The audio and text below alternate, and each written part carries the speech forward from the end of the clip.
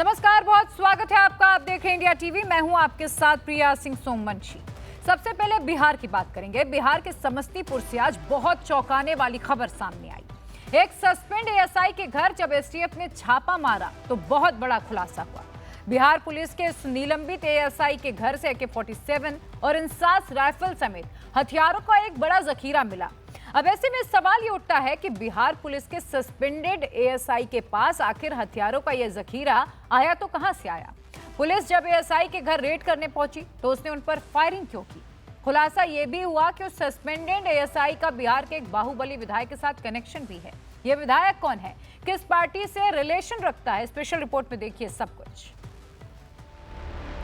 AK-47, INSAS rifle, carbene rifle, जिंदा कारतूस।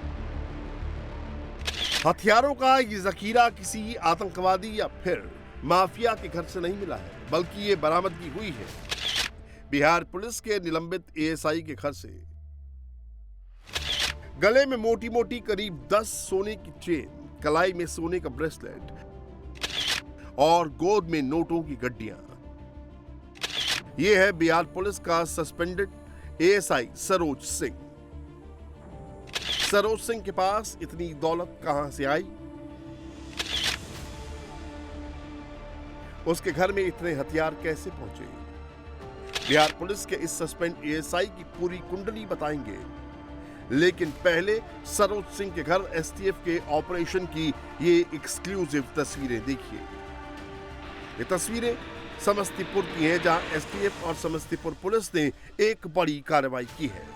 जिस घर पर एसटीएफ ने रेड की है वो बिहार पुलिस के निलंबित एएसआई सरोज सिंह का है। बिहार पुलिस को लीड मिली कि सरोज सिंह के घर पर अवैध रूप से कई हथियार रखे गए हैं, जिसके बाद बिहार एसटीएफ की टीम ने पूरी प्लानिंग के साथ सरोज सिंह के घर पर रेड मारी। रेड शुरू होते ही पहले सरोज और उसके साथियों की तरफ से फायरिंग की गई, जिसके बाद पुलिस ने भी जवाबी फायरिंग की। थोड़ी देर बाद पुलिस की जवाबी फायरिंग के सामने सरोज सिंह हार मान गए और एसटीएफ पुलिस के सामने सरेंडर कर दिया। सरोज सिंह को दबोचने के बाद एसटीएफ ने उसके घर की तलाशी ली तो वो भी हैरान हो गई। सरोज सिंह के घर से ऐसे कई घातक हथियार मिले जिसे देखकर सबके होश हो गए।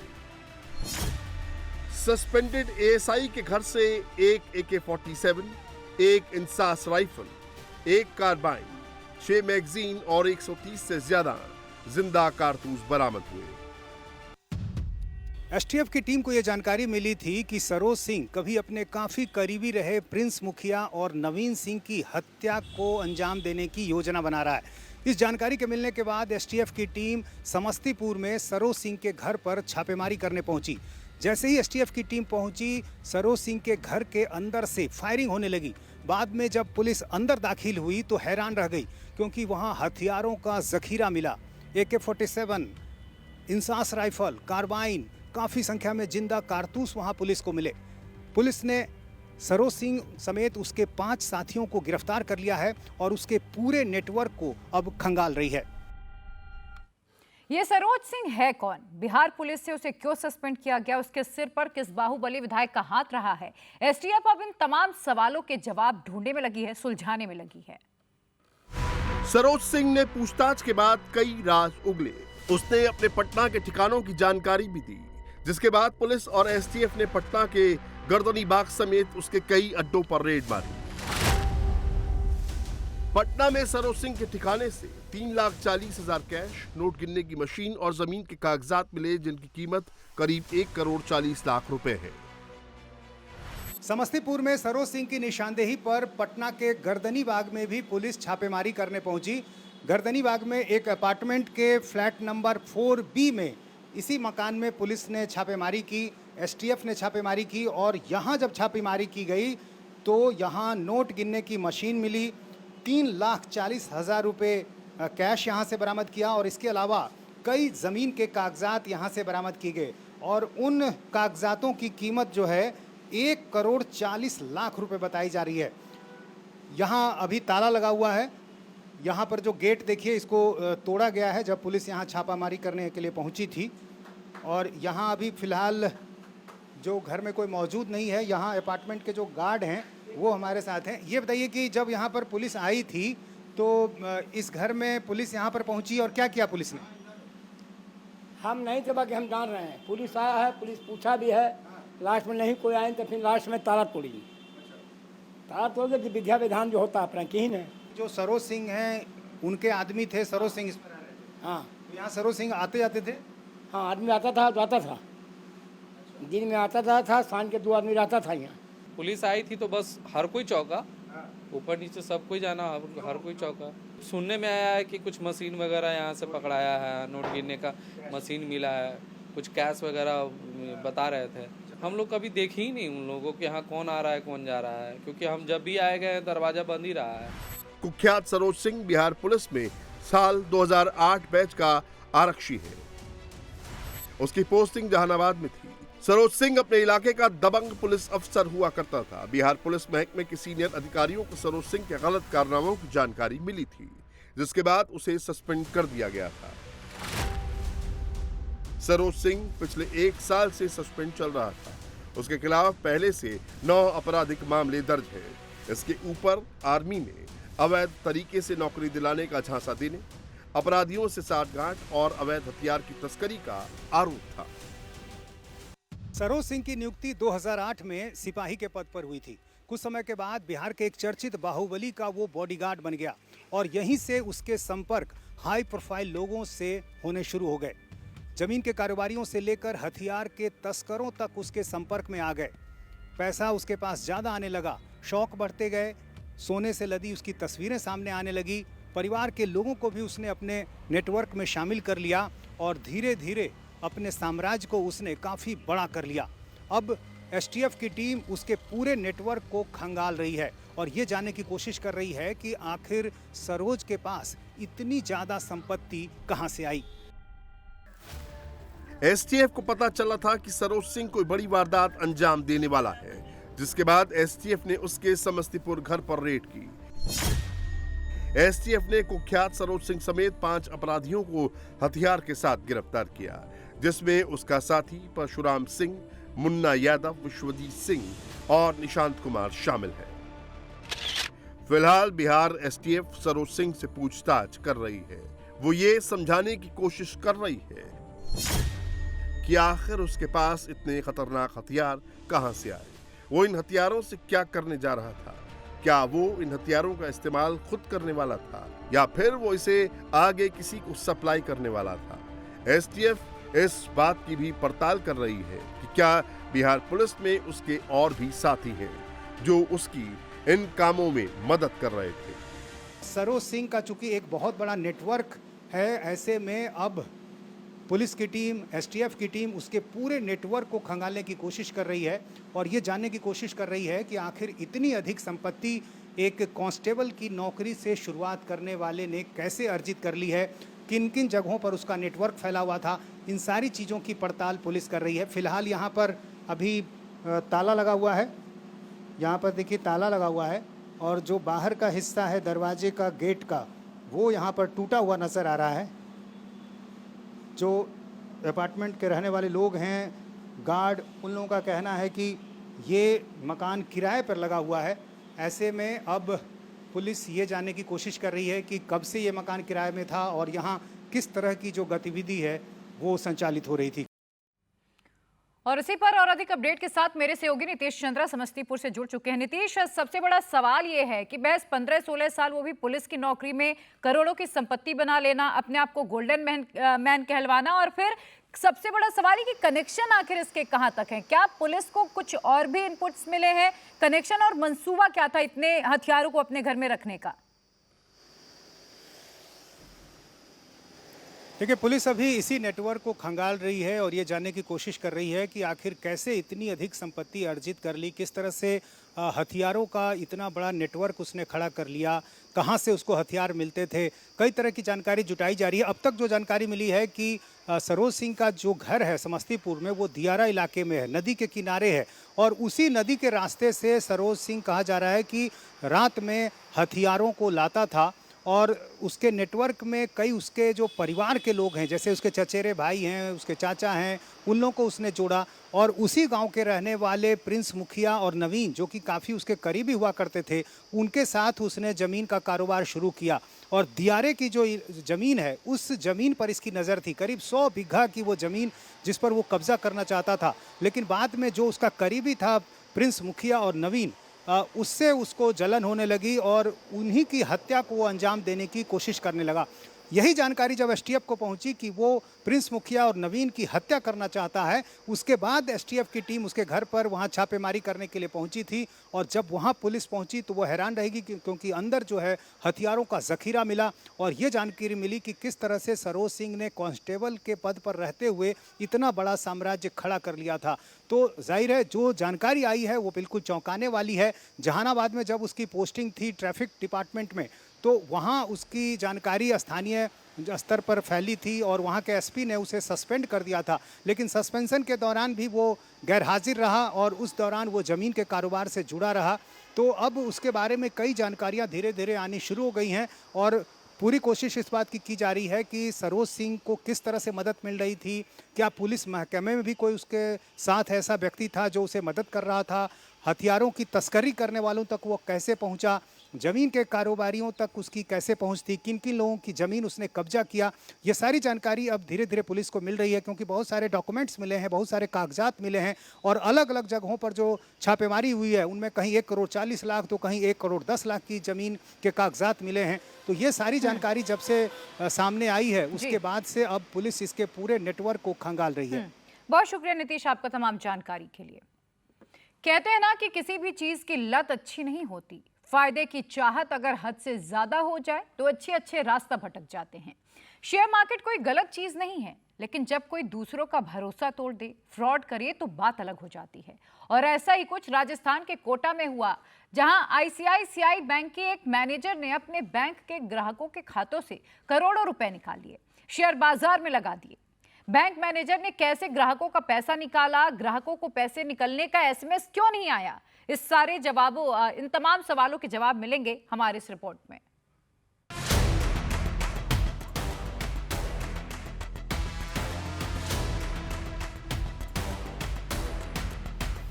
क्या बैंक में सेफ है आपका पैसा? आपकी एफडी पर किसी और की नजर तो नहीं? कहीं आपके पैसे को चूना तो नहीं लगा रहा है बैंक? राजस्थान पुलिस की गिरफ्त में जिस महिला को आप देख रहे हैं उसका नाम साक्षी गुप्ता है, जो पूरे बैंकिंग सिस्टम के लिए दाग है। एक ऐसा बैंक मैनेजर जिसने ग्राहकों के साथ विश्वासघात किया, जिसने शेयर खरीदने की लत में ग्राहकों को कंगाल बना दिया। साक्षी गुप्ता कौन है? ग्राहकों को चूना कैसे लगाया? कैसे ग्राहकों के पैसे को गायब कर दिया? शेयर बाजार में कैसे करोड़ों रुपए लुटा दिए? आपको इसकी पूरी इनसाइड स्टोरी बताएंगे, लेकिन सबसे पहले साक्षी गुप्ता के बारे में जान लीजिए। कोटा में आईसीआईसीआई बैंक रिलेशनशिप मैनेजर रही है, जिस पर ग्राहकों के साथ धोखाधड़ी करने का आरोप है। आरोप है कि साक्षी गुप्ता ने कस्टमर के खातों से 4 करोड़ 58 लाख रुपए गायब कर दी। आईसीआईसीआई बैंक की रिलेशनशिप मैनेजर साक्षी गुप्ता को शेयर मार्केट में पैसे लगाने का बहुत शौक था। पहले उसने अपनी सैलरी के पैसे शेयर मार्केट में लगाए और उसके बाद फैमिली का, और इससे जब उसका मन नहीं भरा तब उसने अपने बैंक के खाताधारकों का पैसा शेयर मार्केट में लगा दिया और वो सारे पैसे डूब गए। साक्षी गुप्ता ने साल 2020 से 2023 तक रुपए निकाले।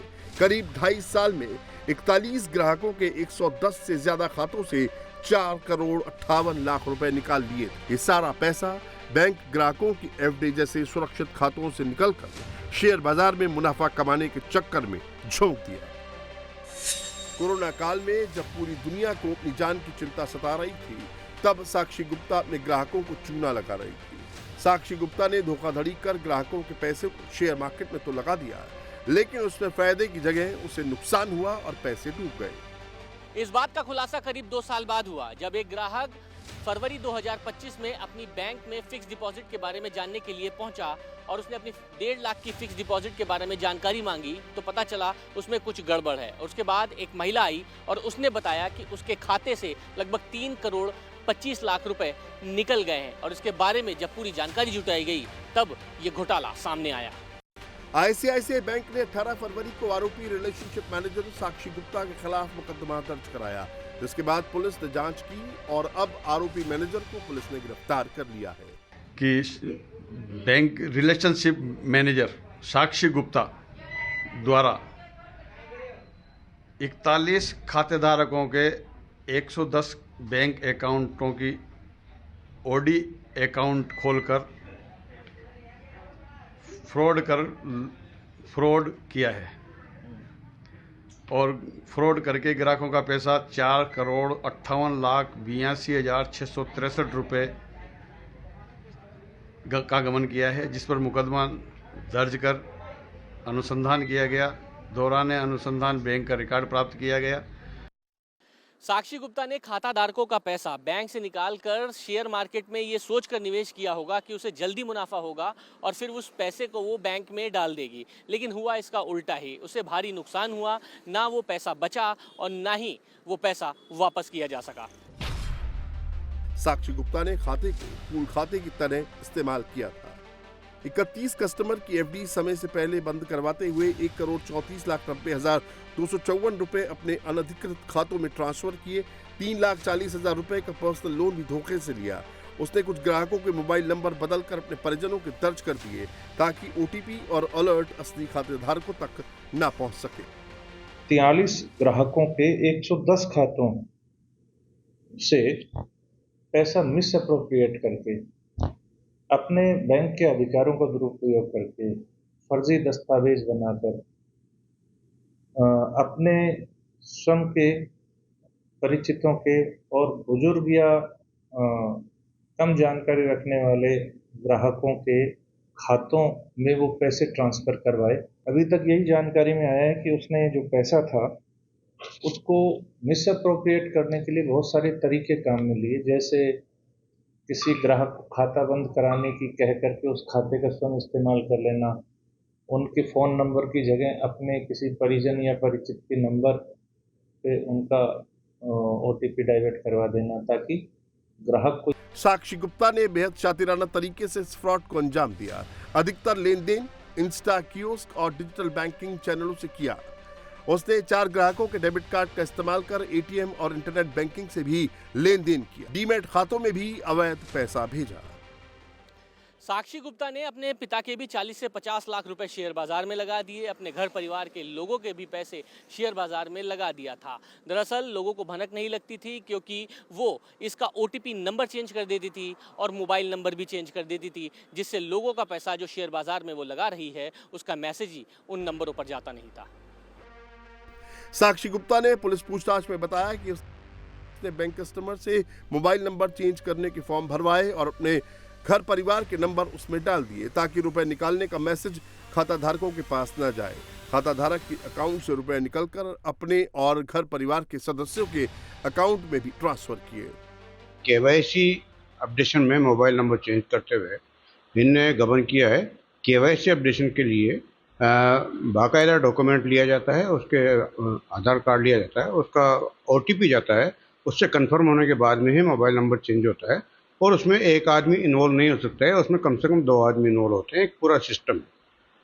यहाँ जो आईसीआईसीआई बैंक में गबन हुआ है इसमें एक व्यक्ति के द्वारा गबन किया हुआ पब्लिश हुआ है, लेकिन इसमें और भी लोग इन्वॉल्व मिलेंगे क्योंकि एक व्यक्ति सारे ट्रांजेक्शन नहीं कर सकता है। एक व्यक्ति ट्रांजेक्शन क्रिएट करता है, दूसरा उसको वेरीफाई करता है, तब जाकर ट्रांजेक्शन पूरा होता है। अब साक्षी गुप्ता के फैमिली मेंबर्स की कॉल डिटेल निकाली जा रही है। पूरे फर्जीवाड़े में उसके साथ और कौन कौन लोग शामिल थे इसकी जांच की जा रही है। साक्षी गुप्ता ने बैंक में काम करने वाले शरद गुप्ता से 2023 में लव मैरिज की थी। हालांकि अब इसका पति दूसरे बैंक में जॉब करता है। एक आम आदमी कहाँ सुरक्षित है जब बैंक में भी इस तरह की यदि रॉबरी होगी और घर में भी आदमी नहीं रख सकता, घर में चोरी का डर है और बैंक में भी चोरी का डर है, तो ये एक बहुत बड़ा समस्या का विषय है कि आदमी पैसा कहाँ रखे। बैंक मैनेजर जो हैं तरुण दादित जी, उन्होंने भी विश्वास दिलाया है सभी ग्राहकों को कि इस तरह का किसी को कोई नुकसान नहीं होगा। और अब बात बकरीद पर मचे तनातनी की। महाराष्ट्र में बकरे की कुर्बानी की लड़ाई काटने तक आ गई। कुर्बानी पर हिंदू सोसाइटी वर्सेस मुस्लिम सोसाइटी हो रहा है। महाराष्ट्र में बकरीद पर कुर्बानी को लेकर कैसे भड़क रही है सियासत और सोसाइटी में क्यों हो गया है तनाव, इस रिपोर्ट में समझिए।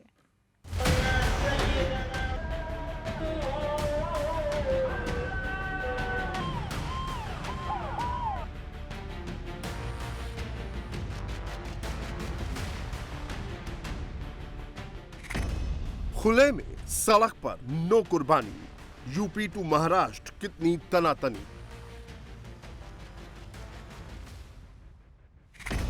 बकरे की कुर्बानी की लड़ाई महाराष्ट्र में काटने पर आई। बकरीद पर यूपी से लेकर महाराष्ट्र तक तनातनी दिखाई दी।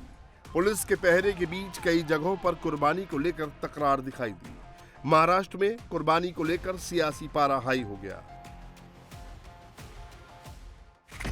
मालेगांव सेंट्रल से AIMIM विधायक मुफ्ती इस्माइल ने गोरक्षकों को धमकी दी है। मुफ्ती इस्माइल ने कहा कि हर एक्शन का रिएक्शन होता है, जो काटने आएगा उसे जवाब मिलेगा। दरअसल गोरक्षक मिलिंग एक बोटे ने कहा था कि बकरीद पर अगर गाय कटेगी तो कसाई भी कटेगा। इसी पर अब मालेगांव में AIMIM के विधायक ने विवादित बयान दिया है। गाय कटेगा तो कसाई भी कटेगा। तुम बकरीद को गाय काटने का सोच रहे, हम बकरीद को कसाई काटने का सोच रहे हैं। सरकार कानून के मुताबिक सजा देगी।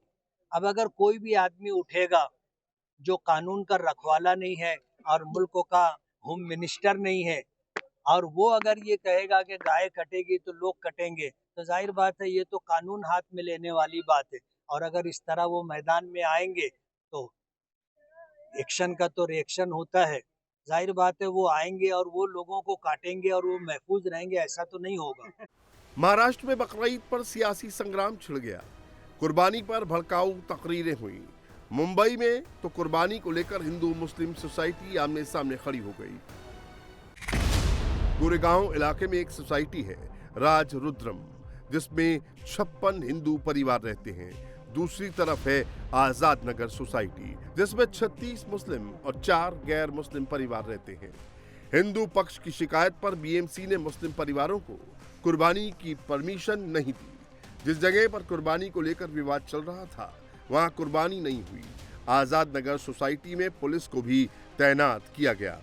महाराष्ट्र के मुख्यमंत्री देवेंद्र फडणवीस ने पुलिस को ये निर्देश दिए हैं कि बकरीद के मौके पर सभी जगहों पर सुरक्षा व्यवस्था चाक चौबंद होनी चाहिए और इसी तर्ज पर मुंबई, महाराष्ट्र और अलग अलग इलाकों में फिलहाल कड़ी सुरक्षा व्यवस्था हमें देखने को मिल रही है। फिलहाल इस वक्त मुंबई के गोरेगांव इलाके की आप तस्वीरें देख रहे हैं, जहां पर आप देख सकते हैं कि बीते दिनों एक विवाद हुआ था हिंदू पक्ष और मुस्लिम पक्ष को बकरीद की कुर्बानी को लेकर। ये इलाका है, अगर आपको बताएं तो ये गोरेगांव का वो इलाका है जहां पर 2 सोसाइटियां हैं, एक आजाद नगर सोसाइटी और उसके ठीक ऑपोजिट में दूसरी तरफ अगर आप देखें तो राज रुद्रम नाम की सोसाइटी है। राज रुद्रम सोसाइटी के लोगों का ये आरोप था कि बकरीद के दिन कुर्बानी इस जगह पर होती है और इस वजह से अगर आप देखें तो राज रुद्रम सोसाइटी के लोगों को ठीक सामने की जगह पर उन्हें वो कुर्बानी देखनी पड़ती है, जिसकी वजह से उन्हें काफी ज्यादा परेशानी होती है। वहीं आजाद नगर सोसाइटी के लोगों का ये दावा था कि जिस तरह से यहाँ पर ताड़पत्री अगर आप कहें, आप देखिए यहाँ पर पहले से बैरिकेडिंग कर दी गई है, इसे लगाकर ये सुनिश्चित किया गया कि किसी को भी किसी प्रकार की परेशानी न हो। अब इस पूरे मामले में मुंबई पुलिस ने सुरक्षा व्यवस्था को ध्यान में रखते हुए एक तरफ सिक्योरिटी यहाँ पर लगाई है और वहीं दूसरी तरफ अगर आप देखें तो पहले ही BMC की तरफ से यहाँ पर किसी भी प्रकार की कुर्बानी नहीं होगी और NOC को खारिज कर दिया गया है। ऐसे में इस जगह पर सुरक्षा व्यवस्था को लेकर कोई परेशानी न हो, इस बात की समीक्षा की जा रही है। पुलिस के वरिष्ठ अधिकारी भी यहाँ पर समय समय पर आकर निगरानी कर रहे हैं। वहीं दोनों ही पक्षों की तरफ से साफ तौर पर यह बात कही गई है कि किसी भी तौर पर न तो मुस्लिम समुदाय यहाँ पर कुर्बानी करेगा और न तो हिंदू पक्ष की तरफ से यहाँ कोई विरोध प्रदर्शन किया जाएगा। ऐसे में बकरीद के त्योहार और इस पूरे सिलसिले को देखते हुए इस बात का ध्यान रखा जा रहा है कि सुरक्षा व्यवस्था में कोई कमी न आए। हिंदू पक्ष ने कुर्बानी का विरोध करते हुए BMC को शिकायत दी थी। हिंदू पक्ष के मुताबिक राज रुद्रम सोसाइटी के साउथ वाले हिस्से से आजाद नगर सोसाइटी का ओपन एरिया दिखता है। हर साल आजाद नगर सोसाइटी के ओपन एरिया में बकरे की कुर्बानी दी जाती है, जो कि राज रुद्रम सोसाइटी से साफ साफ दिखता है। हिंदू पक्ष का आरोप है कि कुर्बानी के बाद खून खुले में बहता है, बकरीद के 2 दिन बाद तक मांस सड़कों पर पड़ा रहता है। 5 दिनों तक सोसाइटी में ही मांस बेचा जाता है। बकरीद के ठीक पहले मुंबई के कई सोसाइटीज में बकरा काटने को लेकर विवाद हो रहा है। इस वक्त हम मुंबई के गोरेगांव इलाके में और यहाँ एक सोसाइटी है राजरुद्रम, जहाँ के रहने वाले लोगों ने आरोप लगाया कि उनके बगल में जो सोसाइटी है उस सोसाइटी के प्रीमाइसेस में बकरे को काटा जाता है। इसको लेकर उन्होंने आपत्ति जताई, बीएमसी में शिकायत दायर की और उसके बाद बीएमसी अब एक्शन में आई है। क्या पूरा मामला खुद ही नहीं समझते। आप मुझे बताइए जरा, आपके प्रीमाइसेस में बकरा नहीं काटा जा रहा है, बगल की प्रीमाइसेस में बकरा काटा जा रहा है, फिर आप लोगों को आपत्ति क्यों हुई? यहाँ पे गोकुल धाम में सैटेलाइट फेज 2 D3 बिल्डिंग में ओपन जगह पे ईद के अवसर पे जानवरों की कुर्बानी दी जाती है और ये शिकायतें लेके हमारे जो आसपास के हमारे जो स्थानिक नागरिक हैं वो मेरे पास आए थे। ये ओपन जगह पे देने जो परमिशन उन्होंने दी थी वो हमने उनको वास्तव दिखाया कि यहाँ पे हमारी धार्मिक भावनाओं को, हमारे सभी नागरिकों के स्वास्थ्य और सुरक्षा को ठेस पहुँचाई है, क्योंकि यहाँ पे ओपन जगह पे कुर्बानी देना तो ये ठीक नहीं है। जो कायदा कानून है उसका जो ये है उन्होंने फॉलो लेना चाहिए था और फॉलो करना चाहिए था और हमने मांग की है कि ये परमिशन आप कैंसिल कर दीजिए। तो उन्होंने भी ये वास्तव देखा, 5 बकरियों का वो परमिशन लेते हैं और 70 से 80 वहाँ पे ईद के दिन वहाँ पे जानवरों का कुर्बानी दी जाती है। तो ये सब ठीक नहीं है। यहाँ पे बच्चे हैं, यहाँ पे बूढ़े, हम सब धर्म के लोग रहते हैं और मेरा एक ही कहना है कि आपने जो परमिशन दिया था वो सिर्फ कायदे कानून में रह के ही देना चाहिए, 10 बार सोच के देना चाहिए। आपके हाथ में मैं बीएमसी का एक ऑर्डर देख रहा हूँ, नियम क्या कहता है और बीएमसी ने अपने इस आदेश में क्या कहा है ये बताइए। नियम उनकी गाइडलाइन यही है कि ओपन जगह पे नहीं देना चाहिए। उनकी गाइडलाइन यही है कि वो जो रिहायशी सोसाइटियाँ है उसके अंदर 1 किलोमीटर के अंदर मस्जिद होगा तो नहीं देनी चाहिए। यही गाइडलाइन हमने उनको बताया और यही हिसाब से उन्होंने जो परमिशन है वो कैंसिल की और हमारी मांग पूरी की है। महिलाएं हैं, बच्चे हैं, आप लोग क्या दिक्कत होती है ये बताइए। हर एक के घर में बड़े बूढ़े बच्चे हैं, साथ में एक स्कूल है, स्कूल से अभी तो स्कूल चालू हो गया है तो उनके बच्चे भी सामने देखते हैं, स्कूल के बच्चे भी देखते हैं, तो विजुअली बहुत डिस्ट्रेसिंग होता है। स्पेशली बकरीद होने के बाद 5-5, 6-6 दिन तक वहाँ पे वो जो भी है वो अवशेष पड़े रहते हैं, वो विजुअली बहुत गलत हमको लगता था। इसीलिए हमने अपनी नगर सेविका से रिक्वेस्ट करी, उन्होंने ये मैटर टेकअप किया और कैंसिल करवाया। आप कब से रह रहे हैं और क्या आपको क्या दिक्कत है? करीब 20 साल से हम यहाँ पे रह रहे हैं। हमारी ये बाउंड्री वॉल जो है वो कॉमन बाउंड्री वॉल है। हमारी बिल्डिंग जो है वो 7 फ्लोर्स की बिल्डिंग है, तो 7 फ्लोर्स की बिल्डिंग के काफ़ी विंडोज ऐसी हैं जो इस बिल्डिंग को फेस करते हैं। वहीं मुस्लिम पक्ष का अपना अलग दावा है। मुस्लिम पक्ष का कहना है कि पिछले 25 साल से सोसाइटी में कुर्बानी दी जा रही है। बकरीद पर यूपी में सब कुछ कंट्रोल में है, न कहीं हंगामा हुआ और न ही सड़क पर नमाज लगी। विरोधियों की तमाम सियासी कोशिशों के बीच योगी मॉडल एक बार फिर सुपरहिट साबित हुआ है।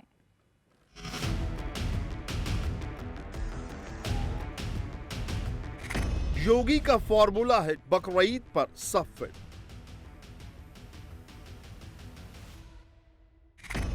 कुर्बानी में नई परंपरा, यूपी में सख्त मना। यूपी में बकरीद पर माहौल एकदम नॉर्मल रहा। कड़े पहरे के बीच नमाज हुई। कुर्बानी के लिए जारी गाइडलाइन का पालन किया गया, लेकिन योगी के विरोधियों को यह पसंद नहीं आया। सपा नेता और पूर्व सांसद एसटी हसन को इको फ्रेंडली बकरीद मनाने से मिर्ची लग गई। क्या एनिमल से पॉल्यूशन होते हैं? क्या पटाखे छूट रहे हैं बकरीद के दिन? अगर उसका खून नदियों में भी जा रहा है तो वो एनिमल प्रोडक्ट है, उससे कोई नुकसान नहीं हो रहा किसी को, कोई केमिकल नहीं जा रहे। लेकिन लोगों को बदनाम करना, लोगों का एक हिंदू मुसलमान करना और वोट पोलराइज करना, ये रूलिंग पार्टी का एक सिलसिलेवार प्रोग्राम चला जा रहा है। बकरीद पे अगर हम लोग कुर्बानी देते हैं, उसके 8 दिन तक गोश्त की दुकानें बंद रहती हैं, वहां पे सेफ हो जाता है सारा जानवर।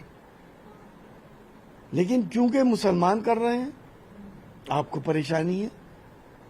आप ये जिक्र नहीं करते कि मंदिरों के अंदर भी बलि दी जाती है और हर मजहब में कुर्बानी दी जाती है। एसटी हसन कुछ भी कहते रहे, लेकिन यूपी के मुस्लिम योगी के मैसेज को बखूबी समझते हैं। वो जानते हैं नमाज और कुर्बानी की गाइडलाइन सही है और इनको मानना भी ठीक। इसका असर भी पूरे यूपी में देखने को मिला। यूपी में बकरीद के मौके पर सुरक्षा के कड़े इंतजाम किए गए हैं। संभल से लेकर मेरठ, कानपुर और लखनऊ तक चप्पे चप्पे पर फोर्स तैनात है। संवेदनशील जगहों पर कड़ी नजर रखी जा रही है। सड़कों पर पुलिस वाले फ्लैग मार्च कर रहे हैं। मैं यूपी की राजधानी लखनऊ में मौजूद हैं और लखनऊ में भी आप देख सकते हैं कि किस तरीके से सुरक्षा के चाक चौबंद इंतजाम किए हैं। ऐशबाग ईदगाह, जहां पर एक वक्त में सबसे ज्यादा नमाजी नमाज पढ़ते हैं, उनकी सुरक्षा हेतु कानून व्यवस्था मेंटेन रखने के लिए आप देखिए कि किस तरीके से पुलिस व्यवस्था चाक चौबंद की गई है राजधानी लखनऊ के ऐशबाग ईदगाह में। लखनऊ के सीपी मौजूद है, ज्वाइंट सीपी लॉ ऑर्डर मौजूद हैं, कई थानों की फोर्स यहां पर मौजूद है और इसके साथ ही साथ सीसीटीवी कैमरास के जरिए नजर रखी जा रही है। तो ड्रोन कैमरास को भी देखिए, टीथर ड्रोन का बाकायदा यहां पे इस्तेमाल किया जा रहा है ताकि हवा से भी नजर रखी जा सके और कोई भी संदिग्ध गतिविधि नजर आती है तो उसके हिसाब से पुलिस यहां पर एक्ट कर सके और रिएक्शन कर सके। यूपी के संभल में भी सुरक्षा के कड़े इंतजाम दिखे। संभल की शाही जामा मस्जिद के बाहर जबरदस्त सुरक्षा इंतजाम किए गए। नवंबर 2024 की हिंसा के बाद संभल की शाही जामा मस्जिद में ये पहली बकरीद की नमाज हुई। नमाज 2 ईदगाह हैं, तंदोसी में और नरोली में है और बाकी यहाँ मस्जिदें हैं। तो एक छोटी ईदगाह है, वहाँ सुबह 6 बजे संपन्न हो चुकी और अभी यहाँ चल रही है। बड़ी ईदगाह बोला जाता है इसको। व्यवस्था है तो 4 दीवारी के अंदर है, वो भी 4 दीवारी के अंदर थी, तो सब अंदर ही काफ़ी जगह खाली पड़ी है इस बार। बाकी तो वहाँ जो छोटी ईदगाह पे हुई वो भी बाउंड्री के 4 दीवारी के अंदर हुई है। कहीं कोई सड़क पर तो नमाज नहीं हुई? नहीं, कोई सड़क पर कोई नमाज नहीं हुई है, ना कोई इस तरह की। बकरीद को लेकर सीएम योगी आदित्यनाथ ने अधिकारियों को कड़े निर्देश जारी किए थे। सीएम योगी ने साफ कर दिया है कि यूपी में बकरीद के नाम पर कोई नई परंपरा शुरू नहीं होगी। किसी भी प्रतिबंधित पशु की कुर्बानी नहीं दी जाएगी। कुर्बानी के बाद साफ सफाई का विशेष ध्यान रखा जाएगा। किसी भी दीवार पर आपत्तिजनक पोस्टर या पेंटिंग नहीं लगेगी। सोशल मीडिया में विवादित वीडियो अपलोड नहीं होंगे। योगी के आदेश के एक एक शब्द का असर हुआ। हर जिले में शांतिपूर्ण ढंग से बकरीद मनाई गई। पुलिस प्रशासन भी हर मोर्चे पर मुस्तैद नजर आया।